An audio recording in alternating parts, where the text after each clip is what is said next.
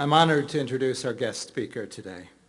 Jake Halpern is one of America's most talented and versatile writers with a gift for finding and telling America's untold stories. He has written for the New York Times, The New Yorker, GQ, Sports Illustrated, The New Republic, Slate, Smithsonian, Entertainment Weekly, and New York Magazine. He is a contributor to NPR's All Things Considered and This American Life. His hour-long radio story, Switched at Birth, is one of This American Life's top shows of all time. One of Halpern's stories has been optioned by Brad Pitt's production company, and another one about a $20 billion treasure discovered beneath a temple in India is the basis for a new movie being produced by 20th Century Fox and Heyday Films. Last year, he published Bad Paper, Chasing Debt from Wall Street to the Underworld. This is the book, and it is available, I'm told, outside at the book counter, the bookstore here. It's the amazing tale of what happens when a banker and an armed robber go into business together to buy $1.5 billion worth of bad consumer debt. In this new, real-life thriller, Jake dives into the wild west of debt collection. It's a sobering, sometimes shocking tale about corporate accountability and consumer confidence, the lives of real Americans, and the economic and societal impacts of debt. A native of Buffalo, Jake earned his undergraduate degree from Yale, where he teaches a seminar on journalism at Morse College. Please welcome Jake Halpern.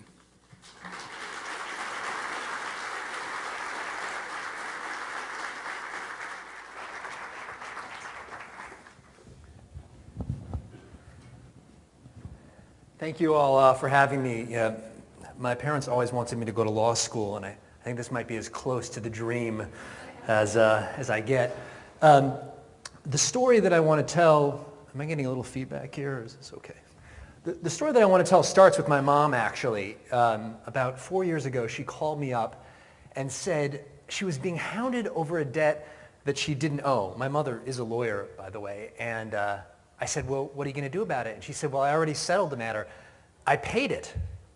And I said, well, why did you pay it if it wasn't your debt? And she said, because the guy wouldn't leave me alone.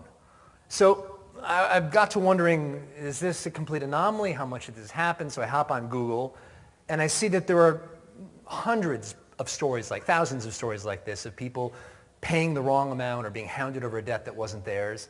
The epicenter of the debt collection world was in Buffalo, New York, which is where I'm from. So I get in my head that maybe I'll try to tell a story from the debt collector's perspective. And maybe I can convince one of these guys to let me into their life and into their agency. So I contact my editor at The New Yorker, and I say, look, this is the story I want to write, and you have to be as confident as you can when pitching. I said, I'm a Buffalo boy. I'm going to convince one of these guys to let me in and see what it's like. So they get back to me and say, great, 6,000 words, when can you get us copy? Which I kind of panicked because I had nothing lined up. But with my kind of best Buffalo boy pitch, I fly back. I live in New Haven, so I leave my wife and two little kids, and we fly back to Buffalo and start pounding the concrete, meeting people for breakfast and for drinks and saying, let me see your life and all this. And no one will talk to me. No one. I go once to Buffalo and get zilch. I come back, I make a bunch more calls, go back a second time, I get nothing. Literally no one will talk to me. And I'm burning through the New Yorker's money, and I'm getting a little nervous. And my wife says, this is a good idea, a good story. I'll watch the kids, make one more trip. So this time I go on Facebook, which I don't usually do, and I message every single person I went to high school with, every person my brother went to high school with, begging them, beseeching them, please, does anyone know a debt collector? And one guy says, talk to my brother. His name is Jimmy, and he has a small agency. So I call up Jimmy, and Jimmy says, man, I'm about to go out of business. That's how hard times are for me. But if you can get here tomorrow, I'll tell you everything there is to tell you about this, because if you can show just a fraction of people how hard my life is, it will have been worth it. So boom, get on a plane, fly to Buffalo. And Buffalo is one of these classic cities where Main Street cuts down the center of the city, and one side is fairly affluent and fairly white, and the other side is poorer and more black and Latino. And my parents live near this divide on the kind of west side of Buffalo. To get to Jimmy's shop, I just have to cross Main Street, and I drive down Delavan, and I end up on a part of the city that I'd spent very little time in, a poor and kind of crime-ridden part of the city. And I walk up the stairs to Jimmy's shop. His shop is set up in an old karate academy, and the mirrors are still there, and the gym equipment is kind of in between the cubicles. And I walk up, and Jimmy is this big bear of a guy, good-looking, charismatic African-American guy, and he says, all right, I'm gonna show you the ropes here. He says, the first thing you have to understand is that there's a food chain to debt. And at the top of the food chain are the original creditors, or the banks. And when they can't collect, they sell off to the big collection agencies who try their best to then sell it off further and further. And I'm down here at the very bottom of the food chain. I said, well, where are you buying it from? He said, oh, I'm just buying thumb drives from a guy on a street corner. He goes, you have to understand about me, I used to be a cocaine dealer. I did some time in jail. I got out. I've got several kids, and I wanted to turn my life around. And this was the only job I could get as a collector. Now, what he was buying on those thumb drives when he opened his shop was what they call paper. And some of you probably already know this, but it's just a spreadsheet with the debtors' names, their addresses, social security numbers. And he's buying that, and he says, I know the guy I buy from, but not the guy he buys from. It actually works a lot like buying drugs. The guys at the top have the biggest quantities and get the best stuff, and then it gets nickeled and dimed down to the guys on the street level, and you only know the guy above you. In fact, that's why I call debt the white man's dope. And he's telling me all this, and he's speaking. There's some people, when you as a journalist, who kind of speak in a very choppy, and it's hard to draw the story out. And Jimmy's one of these guys who's just speaking these kind of fluid soliloquies. And he takes me through his life for the next week or so. I go to church with him. I meet his parents, drive all through Buffalo with him. And he also lets me listen in on the calls. One of the first calls I listen in on is him trying to collect a debt from a guy who's already paid it, just like the story with my mother. And I asked Jimmy, are you surprised? He said, no, because it's quite possible the spreadsheet that I bought was sold to 3 other people as well. There's no reliable chain of title. You don't know what you're buying or selling. This is lawless. And the culmination of my time with Jimmy, there was one night where we're driving all around. We end up in the parking lot back behind his office. And he says to me, business is slow. I don't know if you could tell. He said, business is slow. I don't know if I'm going to make payroll tomorrow. I said, man, I don't know if I'm going to be able to take my 4th grade son to see Shrek this weekend. And it became clear in that moment that Jimmy was only a step ahead, if that, of the people he was collecting from. And then this big, huge guy, just this rattle of a sob comes out of him. And he's just bawling in the seat next to me. And it was a powerful moment because I had not gone into this story thinking that the collector was going to be the person that elicited sympathy from me. But it was, and it was one of those kind of unexpected moments. You always want the unexpected. And I wrote the story, and I did my best to do Jimmy's story justice and the debtor's story justice, and it came out, and Jimmy was happy with it. And about a week later, I get an email from a guy who says, I'm Jeremy Kleiner. I'm Brad Pitt's producer. Well, first, I think I should hit my slide here, because we always have to get a picture of Brad Pitt up. This is my selling point for speaking show today. I can get Brad Pitt up in front here for a second. So this guy says, I'm Jeremy Kleiner. I'm Brad Pitt's executive producer. I thought it was a joke. But then sure enough, it's the real thing. Plan B wants to option this and turn this into an HBO series. Now, bear in mind, I'm just going to say, most of the time these things in Hollywood don't work out. But anyway, it was still exciting. And he said, I want you to go back to Buffalo with my screenwriter and show him around. Like, these shows are only as realistic as they seem. It's like The Wire. Everything's like The Wire, by the way, in Hollywood.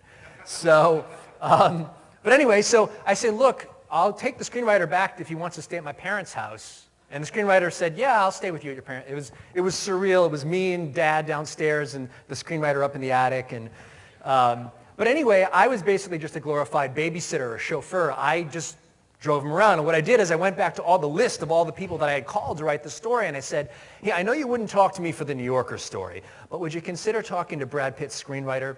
And wouldn't you guess it? People were tripping over themselves.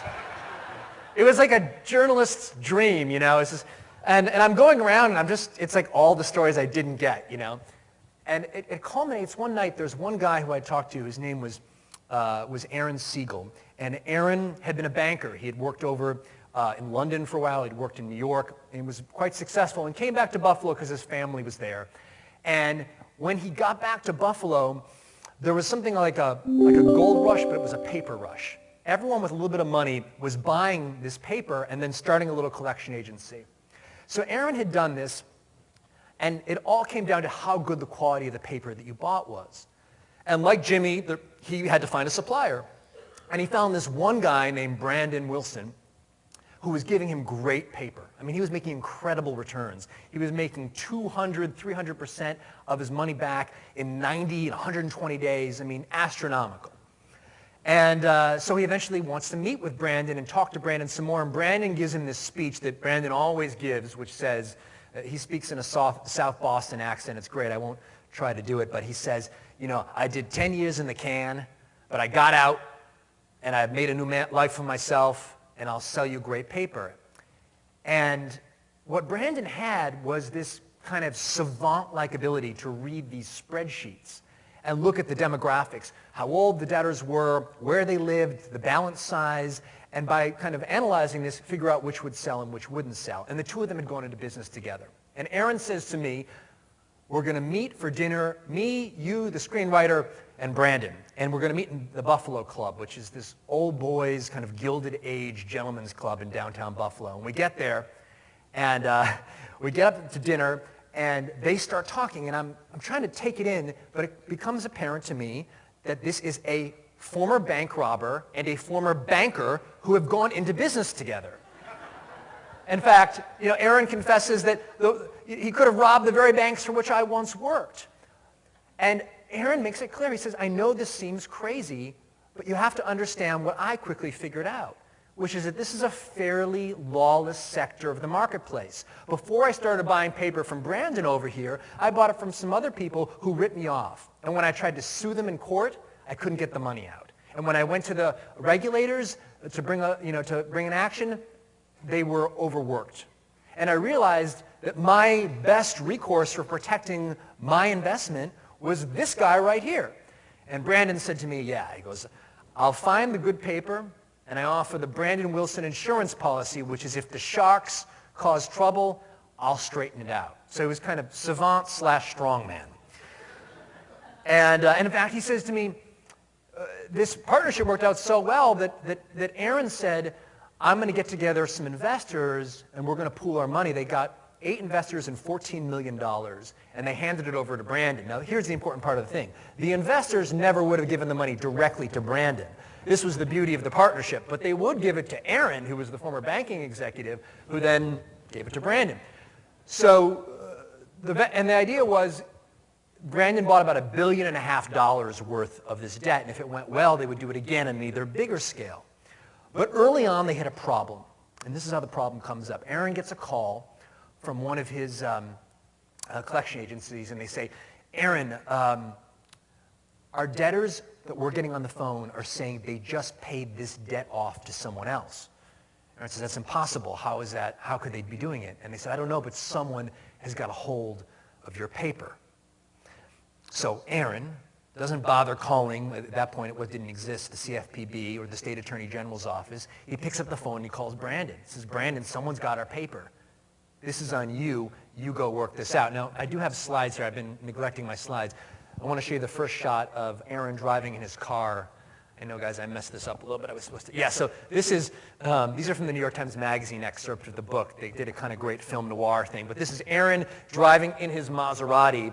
And you see him in the rearview window here. This highway, by the way, is that divide in Buffalo that I was telling you about with the west side and one of the east side. He's driving in the direction of the Buffalo Club. And there's another one here. We'll see a picture of Aaron. There's Aaron. Again, this was all done in this kind of film noir style for the magazine. But anyway, so they tell me the story, And they say Brandon then sets off into this kind of underworld of debt to retrieve these stolen accounts. And the way he does this is he calls up one of the debtors who paid the wrong people and said, who did you pay? And let's get the number of the credit card processor. And he calls up the processor pretending to be the debtor and says, hey, this is fraud. What company charged this? And he finally tracks down this agency in Buffalo that is collecting his paper. And he calls him up, and he gets the owner of the agency on the phone. And in his most menacing South Boston, grovelly voice, tells him that he better cut this out. And the owner of this agency in Buffalo said, what are you talking about? I own this paper. Remember, there's no real good way of sorting out who owns what. And Brandon says, well, you got to stop collecting on it. The guy refuses. So Brandon gathers up 5 or 6 guys, most of them ex-cons, most of them over 250 pounds. They all pile into a Mercedes sports car and drive 10 hours straight. I think they stop at a casino along the way, which is understandable. And they show up at Aaron's place. Aaron says when they got out of it, it looked like clowns getting out of a clown car, only they were all ex-cons. And they kind of powwow there, and they show up at this shop where this owner of this agency is. They got guns. The owner of the shop, who I also interviewed, he's got a gun behind the counter. And this standoff ensues over who's going to control this paper. And at gunpoint, these two parties broker a deal that Bill, the guy that has a hold of this paper, will stop collecting on the debt. But he gets to keep what he's made. So they tell me this whole story, right? And a few things are going through my mind. One is I tell them, guys, you don't need how could Brad Pitt make this better? This is pure nonfiction red meat. Like, you got to let me tell the nonfiction. Like, let him do it. And they were eventually persuaded. Aaron agreed pretty much right away to do the book. Brandon made me drive up to Bangor, Maine, where he lives. And we went out to a bar one night, and he talked to me for 3 hours. And then it was just shake my hand. And he agreed to have me tell the story. But what became clear to me was, on the surface, this was just like a crazy story, right? An anomaly. But the more I looked at it, the more I realized this isn't an anomaly. This is what happens in the absence of oversight and regulation. In a place where civil litigation doesn't get you the remedy you desire, and you can't count on the regulators to protect you or your investors' interests, Aaron's no bleeding heart liberal muckraker. He's a businessman who wants to protect his millionaire's investments, and this is what he has to resort to in order to do it. This is the inevitable result of a fairly lawless marketplace. That's what interested me about the story right away. But in order to make it work, I felt certain I needed one thing. And I needed this, if you can bring up the slide of the spreadsheet. And what I wanted was the paper. And the paper is the actual information of the debtors. This was what I was dreaming. This was my vision of my book in that Buffalo Club. I thought, this is what I want. But in order to make this work, I needed the paper because I wanted to track down where it went and also who the lives were of these people involved. And finally, after digging around for about, 2 months, I find someone that has access, and they send me this. This isn't actually what they sent me, but this is what it looks like. And never forget, I was in my office in New Haven. I opened up the email, and it was an Excel spreadsheet with 8,000 names, 8,000 social security numbers, 8,000 addresses, 8,000 bank accounts. You would think to yourself, why the hell would anyone send that to me? And the reason I believe is that this stuff is bought and sold so often and so casually that people have forgotten what this really is. And what this really is a compendium of 8,000 lives who for one reason or another have fallen into financial ruin. And each one of these things was a story. And I knew if there was a book in here or there was something bigger, I had to find a way to tell those stories. So I did basically set up almost my own little collection agency. I had 5 or 6 research assistants, and we just started calling these people. And we said, look, I'm a journalist. I have reason to believe your debt was stolen. I want to hear your story. And slowly people started telling me the tales. Yeah, I paid someone. I don't know where the money went. Never showed up in my credit report. Never got a receipt for it. And I wove those lives into the story. The other thing that I wanted to know is, well, what happened to these accounts after Brandon had retrieved them basically at gunpoint? And the interesting part, you would think that would be the end of the story, but the truth is, when it comes to debt, the toughest collectors, tougher than Brandon or Jimmy or any of these kind of guys in Buffalo, are the debt collection lawyers. And that is because they have a weapon at their disposal that the others don't, and that is the power of courts, the small claims courts. And the system is set up in such a way, or it works the way that the American debtors and consumers don't show up in court about 90% of the time. And so what happens is these default judgments are being processed through the small claim court en masse, and the courts themselves are overwhelmed. So I followed a portion of these accounts that Brandon had retrieved at gunpoint to a lawyer that had bought them down in Georgia, and then I decided one day to go to the courtroom. Now these cases had already been through court by the time I got there, but I thought, at least I can see the process, right? So I show up at this small courthouse in the outskirts of Atlanta, and it's all debtors, almost all debtors or consumers that are waiting there to have their case. And I just start talking to one of them. And there was a guy's name was Frederick. He was a builder. He built homes on spec. And he'd gotten caught when the real estate bubble collapsed. He had 2 houses which he was not able to unload. And he was buying supplies with a bunch of credit cards, including one that belonged to his wife. And he was now being sued for his wife's credit card. And his wife was right there. And I'm married. Anyone that's married, you can imagine, you drag your wife into this. She wasn't happy. And she was freaked out to be in court. She had never been in court before. So they're telling me their story, and a young lawyer, maybe standing over there, says, "Frederick, Kian, please come over here." Like very official sounding. So they walk over there, and I kind of tiptoe behind them. And he says, "I represent the company that owns your debt. And we can make a nice little settlement here. We don't have to go to the trouble of going before the judge. Here is the proof." And he pulls out this sheet of paper that looks just like a credit card statement. It has their name, it has their address, the amount they owe. Only in the bottom in block letters it says, "This is not actually a credit card statement and has never before been shown to the consumer." And he says, "So here you go, so can we work something out?" And they're trying to make sense of this document. I'm trying to make sense of this document. And at one point I asked this lawyer, I said, "Do you have any additional information, even a breakdown of charges or principal or interest, or maybe a signed statement, a signed contract, the original contract?" And the lawyer kind of says, "Who's this guy?" And Frederick says, we just met him, he's a friend or something. And I said, "I'm an author, I'm writing a book." And he said, "Well, you can't represent them." I said, no, trust me, I know that. But I'm just asking. And this goes back and forth for a while longer, and they're like, "Yeah, do you have some more evidence?" And finally, the lawyer gets frustrated and says, "We're going before the judge." And as we walk into the courtroom, he kind of gets right in my face and says, "And you're going before the judge too." And I was like, okay, I thought it was like a joke. So I sit down in the back of the courtroom thinking like, no, he's joking, right? And then they say, "Kian and Jake Halpern, please come up." And I'm sworn in, so help me God, I am sworn in next to her like a co-defendant. So, I mean, and I grew up in a house of 2 lawyers, so like I'm feeling, and I'm an investigative journalist, and still like my heart is kind of, you know. And the lawyer starts with his opening arguments and says, "Please tell Mr. Halpern that practicing law without a license in the state of Georgia he could face criminal sanctions for this."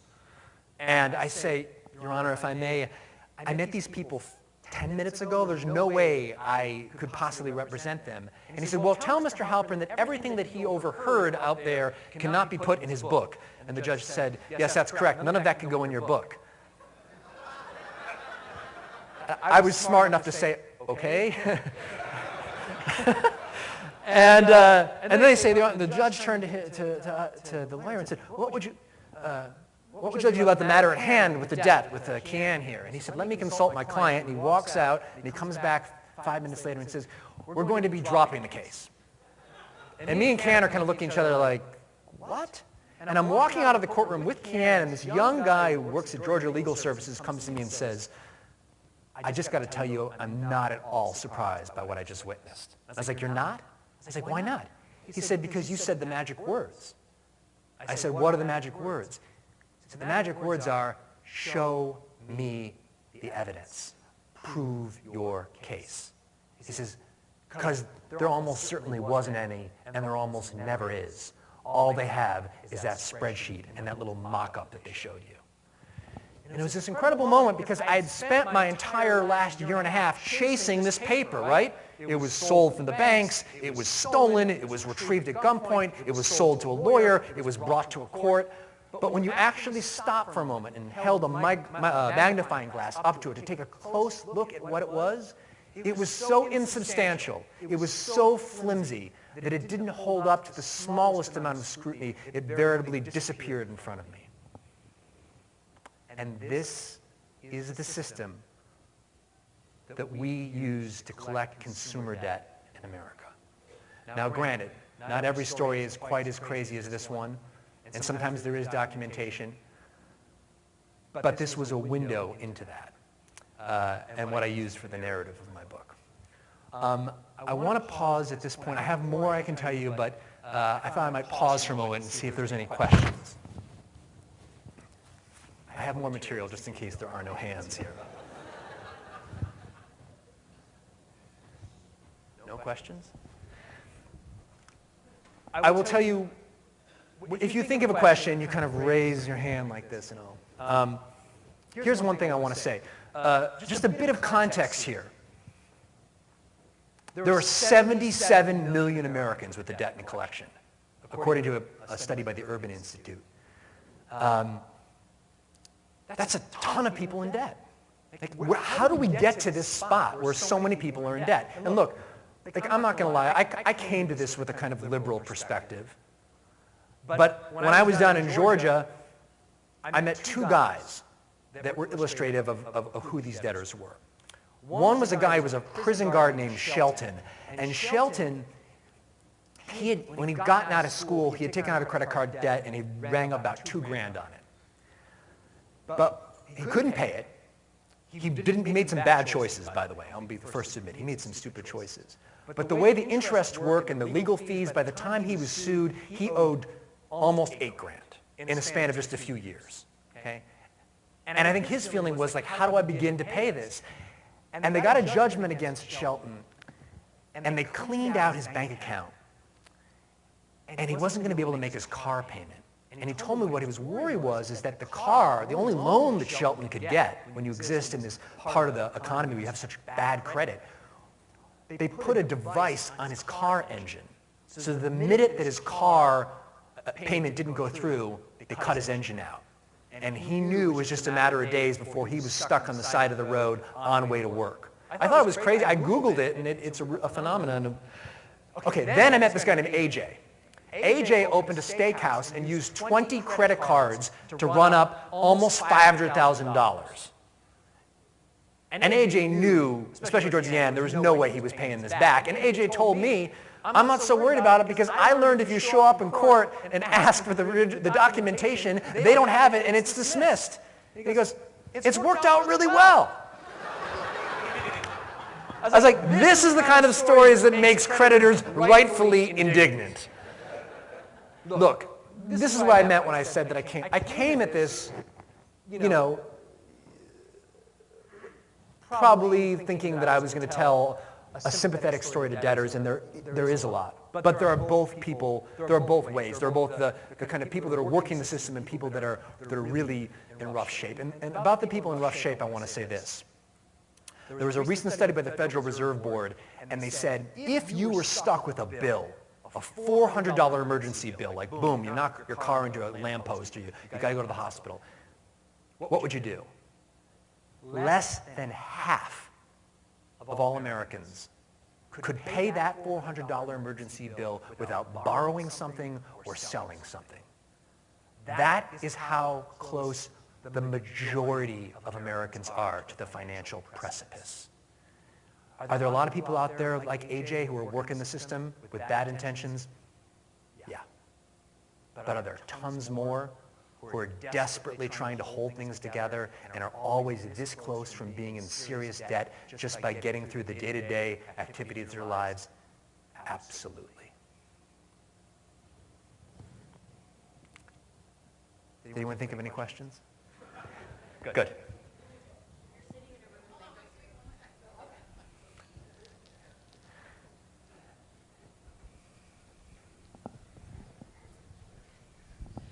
you're sitting in a room of bankruptcy professionals. Does bankruptcy factor into your story at all? And second, you mentioned the CFPB. How does regulation factor into your story as a solution?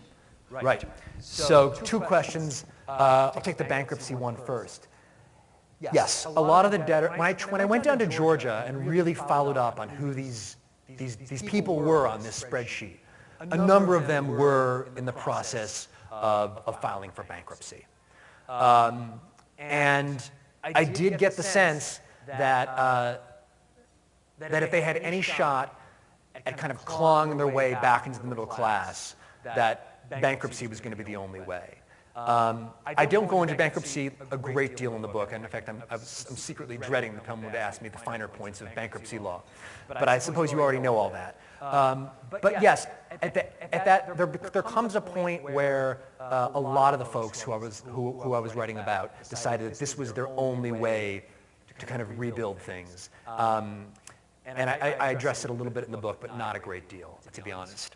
The second part of the question, which is about how has the regulatory mood changed? Okay, here's a quick fact for you. Debt collection has been the #1 complaint on the number 2 complaint on the Federal Trade Commission's survey since 2006, because there's been a lot of bad behavior among collectors. But in 2009, which was the year right after everything collapses, which arguably is one of the years that American consumers are hardest hit by the financial meltdown, the Federal Trade Commission brought a single enforcement action against a collection company. Now it's up to about half a dozen. So no one has been policing this space. Now the Consumer Financial Protection Bureau, which was created by the Dodd Act and which is, they're stepping up. But just to give you some sense of their scope, they are now policing 175 of the largest debt collection agencies. And according to the most recent industry survey, there are 9,500 of them roughly in this country. So the big ones at the top, the CFPB has an eye on. But the truth is, where a lot of the worst behavior occurs is at the smaller places. And those places are still flying under the radar. And one more, I've just got to tell you this little bit. I went to the New York State Attorney General office, and they are leading the charge on this, right? These are the regulators that debt collectors are most scared of. And I went to Buffalo, the capital of this world, and there are, wait for it, 2 people in the office working on this. And they have a list of 330-odd companies that they're trying to that are on their most wanted list, right? Imagine 2 people with the most wanted list of 330 companies. And they said, we just caught a big one last year called International Arbitration Services. We thought they were operating in Canada. Until one day we got a knock on the door and a guy showed up and said, I work for International Arbitration Services and I will tell you everything you need to know. And this woman, Karen, who works at the office, said, I thought you were in Canada. I said, oh no, we're around the corner. They were like 3 blocks away. And they had not been able to find them. This is how kind of outgunned regulation is on the kind of street level. So yes, change is afoot, and I applaud what the CFPB is doing, and I think they need more support. But, you know, it ain't fixed yet. Yes? Hold on. In your book, can you address where, is there a legitimate place where the debt falls off the back of the truck and into the underworld? I mean, do you address the different tiers and the legitimate agencies? Yeah, absolutely. It's a good question. So, you know, typically what happens is after 180 days, for accounting purposes, these debts cease to be an asset for these original creditors. And at that point, many of them opt to sell those debts off for pennies on the dollar. And they're selling them to the places that operate at the top of the food chain. These places, you know, for the most part, have a real vested interest in being compliant with the Fair Debt Collection Practices Act. They have too much to lose, right? They've got office space with 500 employees. They can't just close down overnight and operate somewhere else. Those places, the worst behavior tends not to be coming from there. What happens is when they can't collect it, they sell it to the next guy, who's also maybe fairly reputable but smaller. And then they try to collect it and they sell it to the next guy. So by the time you get to the bottom of the debt food chain, not only is the debt older, but you're talking about debtors or consumers that have not paid the previous 6 people that tried to collect from them. So it almost stands to reason that you can't use those same, what they call white glove tactics. And so that's really where, when you hear about the most egregious behavior, the threatening of, the false threatening of lawsuits, threatening of violence, that's often occurring kind of there towards the bottom of the food chain. I mean, what's the fix on that? Here's one fix. The problem is that it's not just that there are egregious tactics at the bottom, it's that there's no sense of who owns this debt. It's like Jimmy saying, yeah, someone else might have been collecting on it. We have no way of knowing who owns it. And I heard that time and again. And I use this analogy. Could you imagine if I said to you, hey, I've got a car to sell you. It's great. It's a 98 Lexus. It's right there. But here's the thing. I've got no chain of title to prove that I own it. Oh, yeah, and the DMV just blew up, so there's no system of records to verify it anyway. But it's a great deal for $8,000. You'd say, you're nuts. No way. And yet that is more or less the system by which consumer debt is bought and sold. And so there's been some people, there's something called the Global Debt Registry they proposed. It's a private sector solution that would give each debt a VIN number like a car does. People are hesitant of this because of the whole MERS problem that you may be familiar with the mortgage crisis. We can argue about what the right system for keeping track of debt is, but no system doesn't seem like a very good idea. I'm not sure how much time we have left. Probably not is anyone keeping track of time? Oh, we do. We have time. Okay.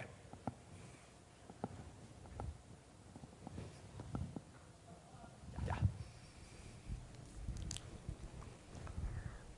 You mentioned the default judgments, 90% default judgments. Did you follow on with the arrest warrants for failure to appear for asset hearings and the like, and the move towards a debtor's prison in some jurisdictions? Yeah, it's a good. I don't address it specifically. I don't really get into it a great deal in the book. But yes, there's this whole thing of especially being contempt of court, then more fees, being dragged into prison for it, effectively a kind of debtor's prison. I don't go specifically into that. But I do go into this kind of world that exists. What is life like when your credit is shot? And the answer is your money's worth about 70 cents on the dollar because of the premiums that you pay. And what I argue in the book is that that in and of itself is a kind of debtor's prison, because it makes it that much harder for you to kind of claw your way out of poverty and claw your way out of this life where you have a thing on your car, it's going to shut off, and you're paying more money for an apartment that's worse. So your point is right, and there definitely are people who are being thrown in jail for failure, for fees related to their debt. I don't go into that so much, but I do look at kind of how it affects your life in that kind of horrible credit zone that a lot of consumers live in. You were talking about Georgia? Yes, sir. And I'm from Georgia. Okay. And the CFTB did start going after the collection law firms, the largest one, which is, I think, one of the larger ones in the country. Oh, that's right, you do know.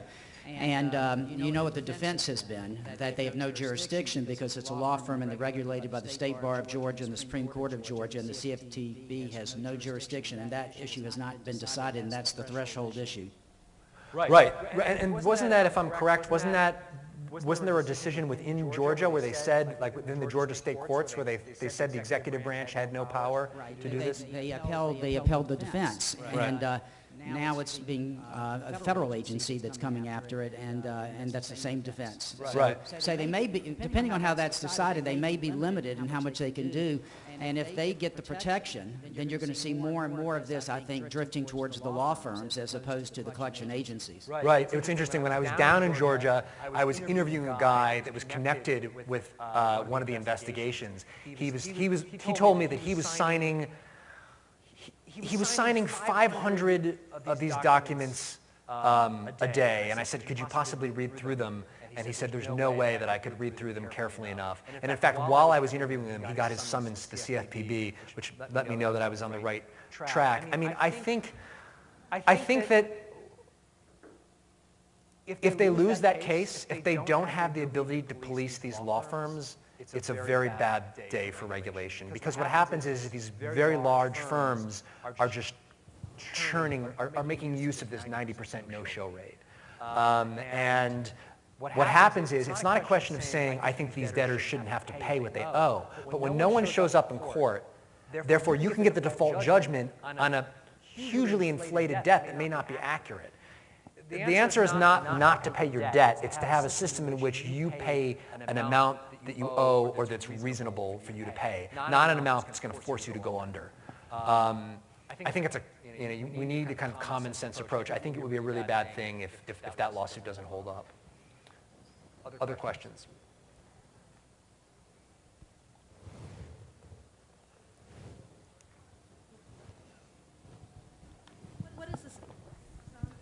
What is the status of the HBO program? Okay. Well, I wish I could tell you the full story. The HBO program, it fell through. It fell through due to some complications. They're now trying to revive it as a feature film with an Ocean's 11 type plot. It's really crazy, in which the debtor and the consumer and like a drug dealer and a stripper all get together and try to make money with this paper that's floating out there in the stratosphere. And I hope to God they make it, because then I'll pay my children's college education. But it's a shame that the HBO thing fell through, because I think that their vision of it was quite smart. It was kind of like a Tom Wolfe take on the kind of the banker and the street hustler and the debtor and how we're all interconnected. I mean, that was the other thing about these debt. It blew my mind to think that all these lives were interconnected. One of Aaron Siegel's this Jewish guy, right? One of the guys he's got working for him is this black Muslim polygamist on the other side of Buffalo. And then he's got Brandon, the street robber, and then he's got the lawyers in Georgia. And all of these lives, which are so different, were all bound together by this spreadsheet, by this debt. And I think it seemed to speak to me of a larger metaphor of our lives. Our lives are all connected, and yet we just don't see these connections. The epigraph on my book was, "Be kind, for everyone you meet is engaged in a great struggle." And it was actually the saying that hung above my father's study, and I remember seeing it as a boy. And when I set out to write this book, it was like that moment with Jimmy. It's like, here's a debt collector, man. This is the most reviled profession in the world. Like, can you show his humanity? And I think that, like anything in life, we get so entrenched in this that we cease to see that. Yeah, I'll tell you one other funny story. When the last thing you do when writing a book is you fact check. Now, when I write for the New Yorker, they actually have actual fact checker.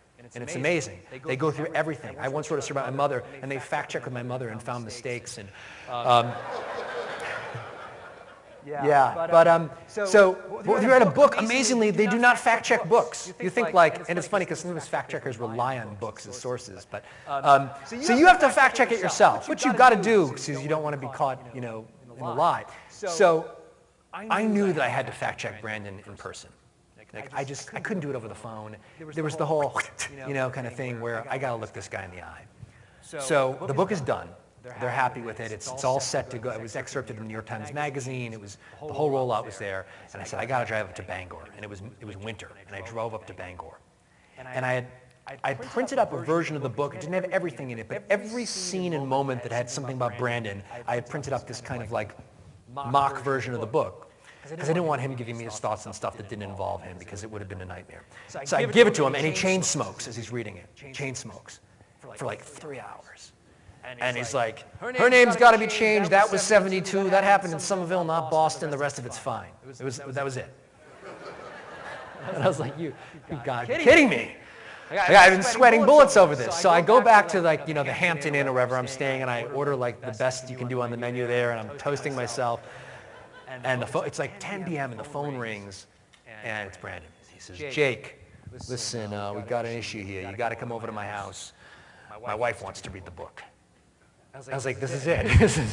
This is the other shoe dropping. And I was like, she wants to read the book like with an editorial eye? She's like, hey, man, she just wants to read the book. I was like, all right, I'm coming over. So it's like 10 p.m. I'm driving through the back roads of Bangor in my car, and I pull up the long driveway to his house, and it's pitch black. And I get out of the car, and there's that moment where I'm like, wait a minute. Should I be calling my wife right now? So we go in, and Brandon leads me up. He's like, his wife's there, Sharon. She's very very nice, and she takes the book, she takes the manuscript, and she starts, and Brandon says, come on upstairs. And he goes up the stairs into his room, and he's got like his little man's lair set up. And together, now we're chain smoking cigarettes and drinking whiskey, waiting for his wife to read the book, and he's just regaling with more stories that I didn't include in the book. And finally, the moment of truth comes, and I walk down the stairs, and his wife says, thank you very much. And I locked eyes with her, and I thought there was something she was looking for, and thank God it wasn't in there. And I said, I'll be going now. And I headed home, and no, he's been, it's one other last story about Brandon, because this is such a wonderful, classic American tale. The cover story of the New York Times Magazine comes out, right? And right when it comes out, Brandon is brokering a deal where he's flipping a piece of paper, right? It's like flipping a house. He's bought it, and there's like an hour window where he owns it, and then he's going to flip it. And in the hour, the crucial flip hour, the article comes out online, and the buyer backs out. And he's like, this is the beginning of the end for me. And I felt really bad for him, because you don't want to, you just don't want to blow up someone's life that has gone out on a limb for you. And then he starts getting email requests from all over the country. You did so well for that banker. I'd like to give you $10 million. Investors, hedge fund guys. His LinkedIn profile went from like 30 to 900 in like 2 weeks. And it was like, of course, like all the new regulations haven't yet kicked in. We're awaiting rules from the CFPB that will change the field of debt collection. And before they do, there's still a chance that this former armed robber here could make you a fortune. And his phone was ringing off the hook. And I thought, ain't that America? I mean, thank you very much.